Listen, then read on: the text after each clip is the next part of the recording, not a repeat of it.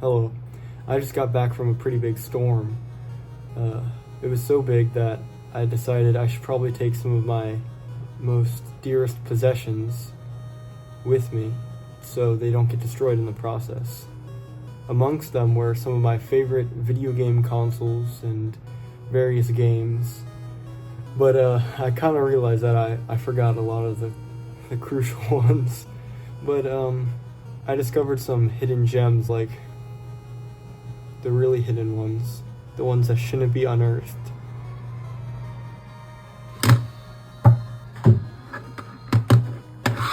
I thought I'd tell you a little about some of the games that I played. I'm Ethan, and you're tuning in to Nintendo's Greats.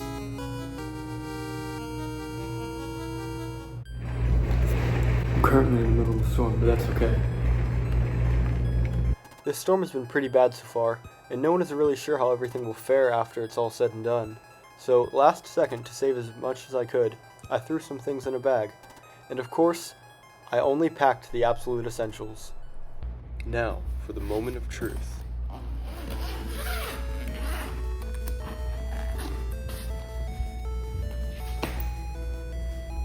First things first, this white hunk. The Nintendo Wii. What a beautiful console, with a sprawling selection of gaming masterpieces that range from underpowered ports to hyped up tech demos.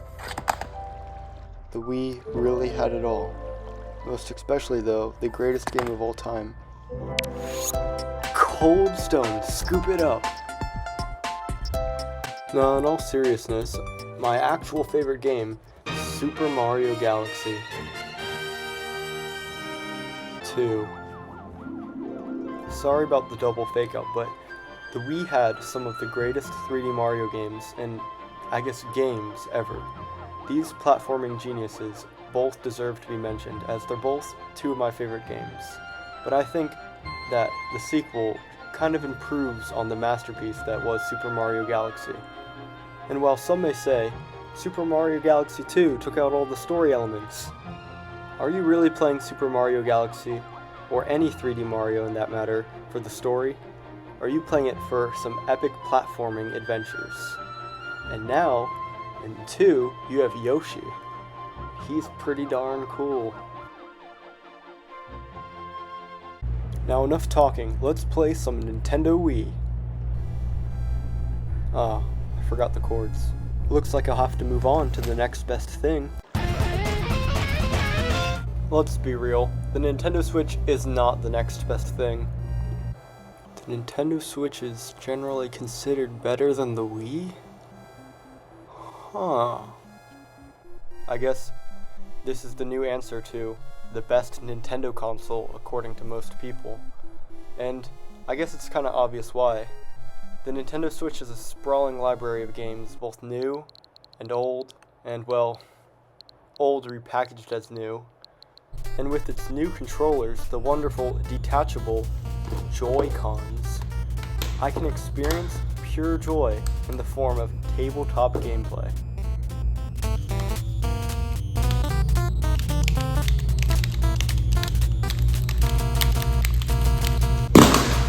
Wow, those suck. Maybe I could try something more premium. This Nintendo Pro controller is really an upgrade, but it's kind of useless because I forgot all my Switch games. I guess it's either WarioWare Get It Together demo or the one game I brought, Echoes of Wisdom. While I could beat Echoes of Wisdom, I decided I'm not gonna beat it until I find out where it fits on this darn timeline. The Hyrule Historia.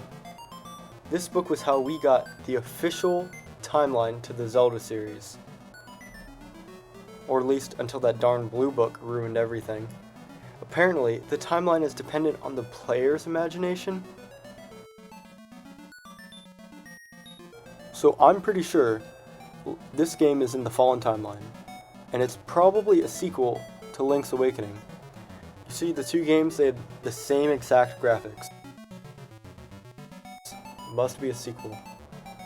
Then again, The map is looking a lot like A Link to the Past.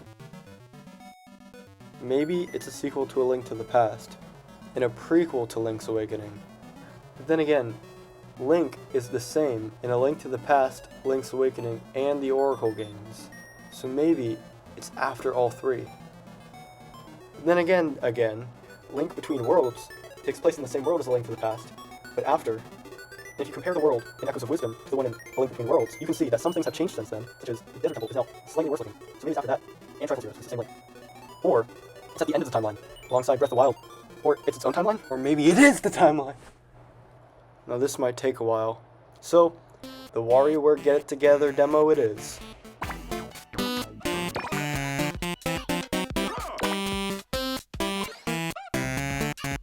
How did I forget? This is the worst Wario game.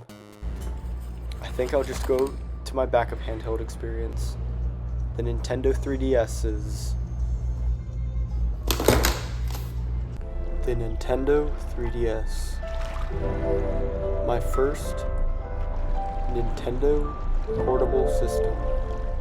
I obviously couldn't leave behind the legendary 3DS of my childhood, but I forgot all my DS and 3DS games, so I'm kind of stuck with whatever I downloaded on this thing. And I know I've got some of the best 3DS games you could ever download. Well, something. I guess I spent most of my time on Face Raiders, but I have this P folder here, and let's see what it has. Pokemon Gold version, Pokemon Red version, and Pokemon Dream Radar. Well, if it isn't the game that defined a whole 3 minutes of my childhood. Well, back outside of the P folder, let's see what we got. We got the Hey Pikmin demo. I have 27 uses left. So it seems I didn't really use the eShop too much back in the day. Strangely enough, I used 2 different SD cards. And here is the original SD card for my 3DS. I'll put this sucker back in so that I can show you the rest of my games. Oh, it doesn't fit. Wait, oh, wrong side. Okay, here we go. Let's do this. Stupid thing. Oh, okay.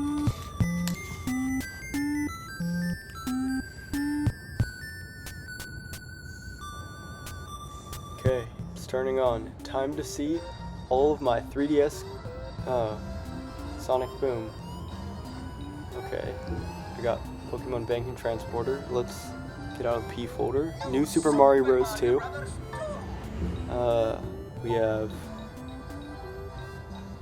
the Ever Oasis demo. Back to the P folder. It looks like we have Pokemon Yellow version. Yeah. I did not buy that many eShop games.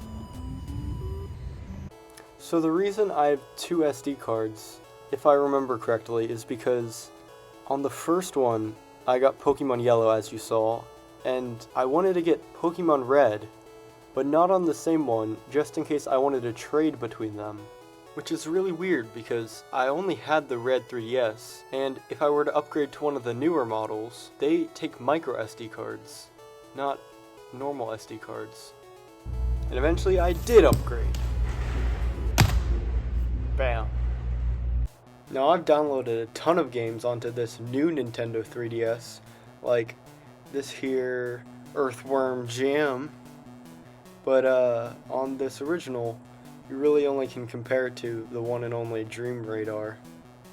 Even without Dream Radar, with all these folders, I think we're bound to find some hits. So without further ado, let's go over some of Nintendo's greats to play during a storm. I don't know about you, but storms always bring out the puzzle lover in me, from long adventurous RPGs to literal puzzles. I always want to find a way to pass some time. This storm looks pretty bleak, so I was thinking this is the perfect time to highlight some obscure titles, and maybe even try something new.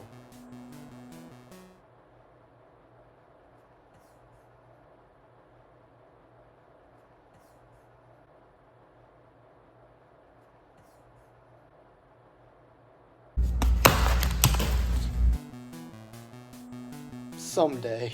Well, on the topic of Nintendo RPGs, how about Nintendo's famous RPG series?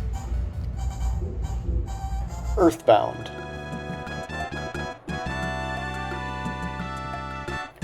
The average person has heard of Pokemon, that's a given. But little does the average person know, Pokemon lately has sucked.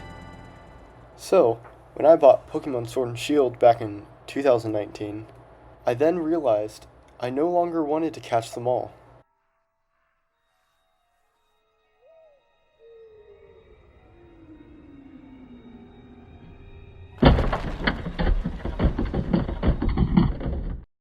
I decided to try something new. So, what do you do when you want to try something new? Buy something old.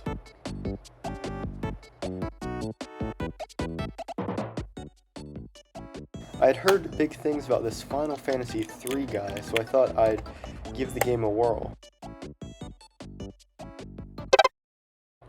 And the whirl lasted about 2 minutes. Someday. So, what would I do? Oh, I don't know.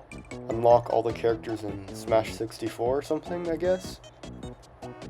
Then, as I looked at the annoying kid who kept saying PK Fire, I thought I remembered something. So I pulled back out that little trinket.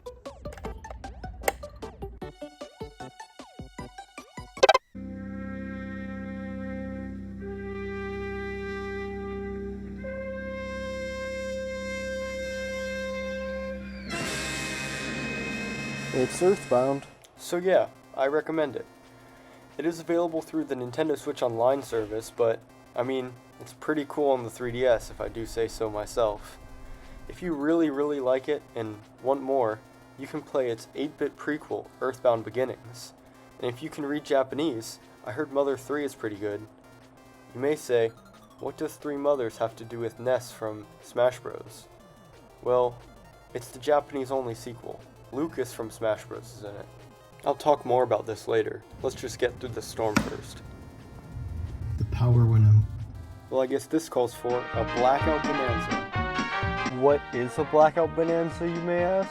Well, it's basically a montage of several different puzzle and minigame collections that only happens during a blackout. I'm surprised you didn't know about them. They're pretty big in Chad. They're popular in Chad. First up for this Blackout Bonanza is a blast of barrels and bananas. Donkey Kong for the Nintendo Game Boy is a 1994 remake of the arcade classic that surprisingly has not yet made it to Nintendo Switch Online. And surprisingly, it is a great game, way better than the original and NES versions. You see, once you complete the levels from the original game, Donkey Kong gets up from his fall and re-kidnaps Pauline. What a jerk. The game that follows is a sprawling adventure filled with puzzles. It's not surprising that just a few years later, we got its more iconic sequel, Mario vs. Donkey Kong.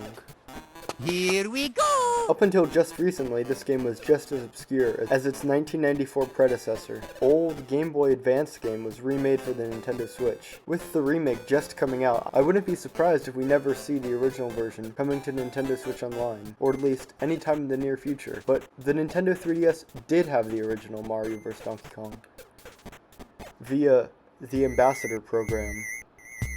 They are basically the same game, just the Switch has more content and it's better. Following this game came many more sequels starring the minis for Mario vs. Donkey Kong. You've got Mario vs. Donkey Kong 2, March of the Minis on DS, then Minis March Again, a DSiWare exclusive, then Miniland Mayhem, a new DS retail sequel, and the 3DS and Wii U eShop adventure, Mario vs. Donkey Kong Tipping Stars. On top of all three of these, there are two spin-off titles, Mario and Donkey Kong, oddly enough not versus, Minis on the Move. This 3DS eShop exclusive featured very different gameplay, which kinda freshened up the experience before Tipping Stars came as a return to form. Then, to sell more figurines, they released a traditional playing spin-off called Mini Mario and Friends Amiibo Challenge. If you want access to endless puzzles, playing a couple of these games will surely get you through a storm. But getting access to these eShop exclusive games is now nearly impossible if you don't already have them installed, since both the Wii U and 3DS eShops have shut down. Well, it's nearly impossible legally. And sadly, Nintendo will probably never release most of these games again. But what if? We can only dream. The second series of games we'll be focusing on are the Game & Watch galleries for the Nintendo Game Boy consoles. They feature a bunch of the original high-score based games from those calculators of consoles, along with completely rebuilt versions featuring your favorite Mario characters, unless your favorites are one of the newer characters like Rosalina or Sprixie Princesses. The original Game & Watch games still hold up as time wasters, but with the quality of life updates brought simply by adding Mario characters, you get yourself a game to play for a bit. The third installment of this series is available on Nintendo Switch Online, and if you're ever in a storm, might as well try one of them. On a much more puzzly note, Pushmo, the star of the Nintendo 3DS eShop. Just like before, many of these games are locked in the now non-existent 3DS and Wii U eShops. But man, it's time past playing Pushmo. In Pushmo, you play as Mallow, a small red sumo wrestling dog? The point of the game is to push and pull blocks to traverse to the top and save a child. Sounds pretty lame, but it's actually really addicting. I promise. Pushmo must have done well enough because it sparked off 3 sequels, the first of which was Crashmo. Mallow reprises his role as main character and still pushes and pulls, but now with a new gameplay mechanic: gravity. You thought Newton invented gravity, it was actually the developers of Crashmo. Now, if you push and pull blocks without something to keep them structured, they will come crashing down, hence Crashmo. Returning to the gameplay of the original, a Wii U game with gameplay identical to that first title was released, called Pushmo World. Then we returned to the 3DS with the free-to-play Stretchmo. With its several DLC packages, this game offers the most variety out of any Pushmo game, and it introduces the mechanics of stretchable blocks and, well, microtransactions. The game offers 7 free levels, but then once you complete those, to access any more of the fun puzzles, you have to pay a small fee. But once you buy all the DLC packages, you get a pretty well-rounded game, possibly the best in the series. Speaking of microtransactions, Rusty's Real Deal Baseball. This game is the cleverest use of microtransactions ever known to a dog. Haggle with a dog to buy baseball minigames at a discounted price? What better game is there?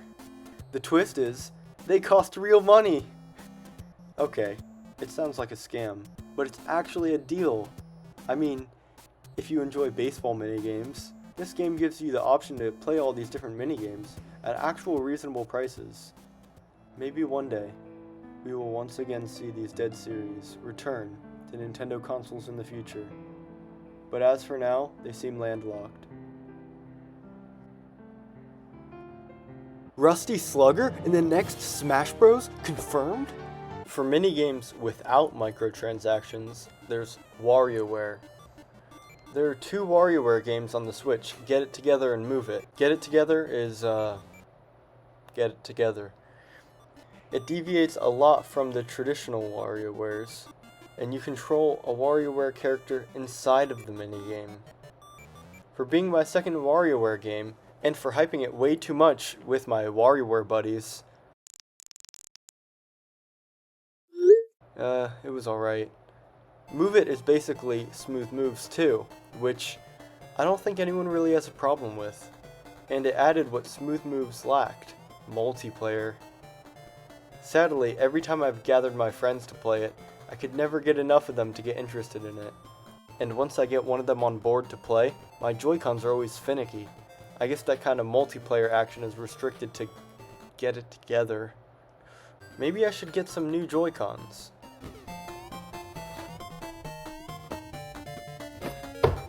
Someday. Both of the games on the Switch are great, but if you're looking for a more traditional WarioWare action without having to break a sweat, look no further than WarioWare Gold. This was my introduction to WarioWare, and once I actually sat down and played the game, I found it really enjoyable. It is basically a collection of past WarioWare minigames from the original, Twisted and Touched, but completely reworked and repackaged. Despite all of that, it feels fresh and new. I wish I could say that about you. If you are new to the series and happen to have a 3DS lying around, I highly recommend WarioWare Gold. Nintendo honestly could re-release Gold on Switch with nothing changed, and I think WarioWare fans would feel complete. It would be the perfect trifecta of WarioWare, the experimental one, the Wii sequel, and the classic collection.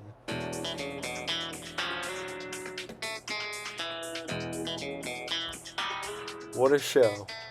But with the 3DS being the WarioWare machine it is, it would be stupid to overlook the other available options. Of course, with DS compatibility, you immediately have the ability to play both DS games, touched and DIY. DIY was a make-your-own microgame sort of WarioWare. It's a really cool concept. Kinda makes me wish I owned it. Touched, oddly enough, was also released as a My Nintendo reward on the 3DS as a DSiWare title. Makes you wish we knew what we had while we had it. Welp, it wasn't the only DSiWare title. WarioWare snapped. It's not that great. It's probably worth the price of $5. Probably. You'll still definitely be disappointed. But it's exactly what it tries to be. A WarioWare game that utilizes the DSi or 3DS camera. On a slightly higher note, WarioWare Inc. Mega Micro Games was available through the Ambassador program. So if you are a 3DS OG, not only were you blessed with one great puzzle game, but also the WarioWare that started it all. Luckily, for us non-ambassadors, Nintendo blessed us with these microgames through Nintendo Switch Online. That is pretty much all of the WarioWare games on 3DS, unless you count the Paper Airplane Chase and Bird and Beans minigames released on DSiWare as full releases. Might as well mention the last two that aren't on 3DS. Twisted was developed alongside Touched and is WarioWare at its peak.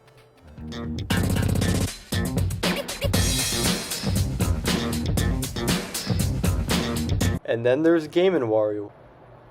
It exists. Now if you cross the border of Wario, you will find yourself in a territory of games that I personally have not played very much.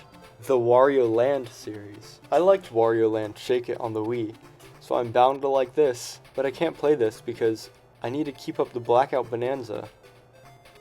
Oh, how convenient. After playing approximately 10 minutes of each of the 4 entries, I started to get a feel for these games. Each game in the series features slightly different gameplay style. The Wario Land series started out as a sequel to Super Mario Land 2, which featured Wario as the main antagonist and final boss of the game. The story picks up right where it left off with Wario Land, Super Mario Land 3. Since the gameplay now centers around Wario, the game controls completely different as Wario. But overall, it's another Super Mario Land game with Wario's moveset front and center.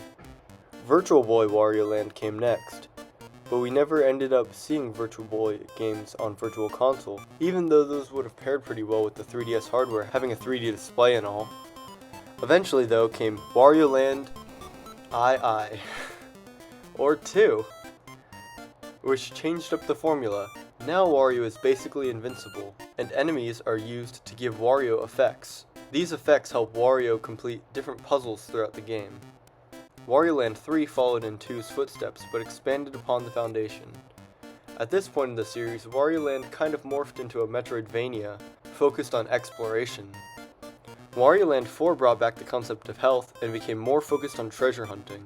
This one's kind of like Wario Land Shake It, but without motion controls. There are 2 more games that are sort of in this series, though I'm not 100% sure. Of course, there's the 3D Wario platformer Wario World, which I guess it kind of takes after the naming convention of the Mario franchise, with Land and World both being used. Then on the DS you have Wario Master of Disguise. I've heard pretty good things about this game. Never mind. Another series I've been wanting to try out is the Chibi Robo series. Of Nintendo's franchises, this one's probably the most overlooked. Well, maybe tied. But this one is good, maybe. I haven't really played any of the games yet. Well, it turns out the first one's on the GameCube, but, yeah. But you know what? There just happens to be 4 sequels. Let's hope for the best. Well, that was a Chibi Robo overload. Chibi Robo Park Patrol is the first up on the list of non-GameCube Chibi Robo games. Instead of being in a house, Chibi Robo's now at a park. In the Japan-only Chibi Robo Clean Sweep, Chibi Robo's back in a house. In the 3DS eShop exclusive Chibi Robo Photo Finder, you look for shapes using the camera and have an AR Chibi Robo move them into weird museum things. The final game in the series, Chibi Robo Ziplash, is sort of known as the Wario Master of Disguise in the series, meaning it's the worst. Now instead of cleaning things or collecting things, this Chibi Robo game is a 2D platformer. I'm just glad Nintendo took another one of their beloved IPs that started on the GameCube and threw them into a 2D platforming adventure with Hey Pikmin. Wow. There really is such thing as too much 3DS. I guess all this 3D has been giving me a headache. What was before this anyway? What was life like before 3D? Even before the dual screen systems? Oh yeah. Socks. Not quite what I meant, but they are essential to getting through a storm. Wow. Ancient. The Game Boy Advance. Nintendo's portable Super Nintendo. To me though, they are much more than just a portable Super Nintendo. What other console can you play? Kingdom Hearts Chain of Memories. Okay, bad example. How about Shark Tale? Another bad example. Well actually, these games play completely different on the Game Boy Advance. I mean, they may be based on the same story, but really? Looking back at the Game Boy Advance's screen, it's quite clear to see how 2004 was 20 years ago. Nowadays, if your average kid saw this, they'd think something's broken. Luckily, coming soon after was the superior SP model. No more lousy Game Boy Advance. Even with the outdated screens though, playing games on these consoles just feels great.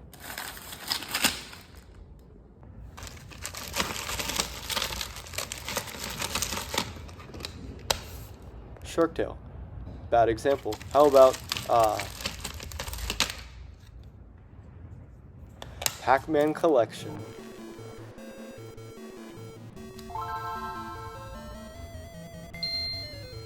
It is basically almost impossible to see the screen in this stormy weather, and if the power goes out again, luckily, there's an alternative. This is where the SP comes in, with a nice lit screen. Wow, the difference is crazy. If you shine a light into the GBA, you see the games as intended, but doing this is kind of a necessary feeling, so it seems the SP really lives up to his name. Which means,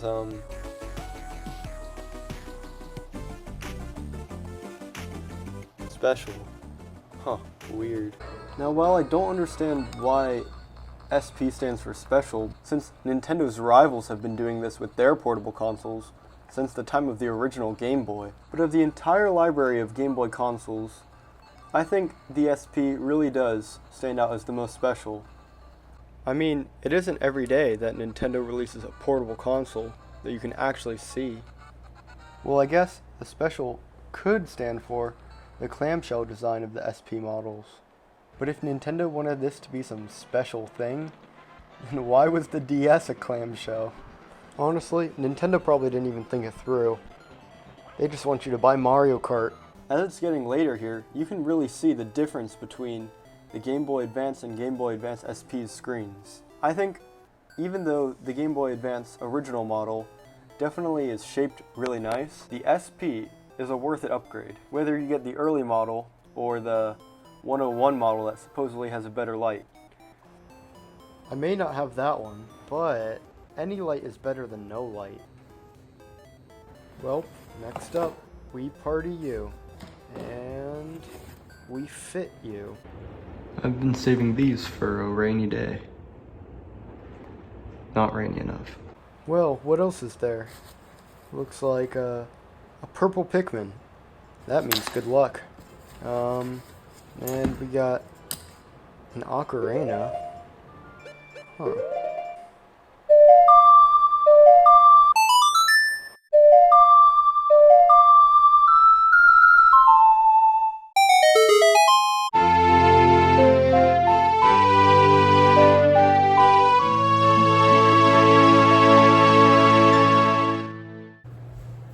It stopped raining.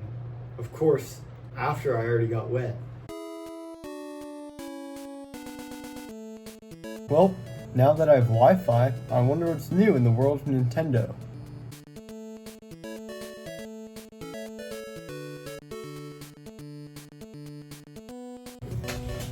I was right.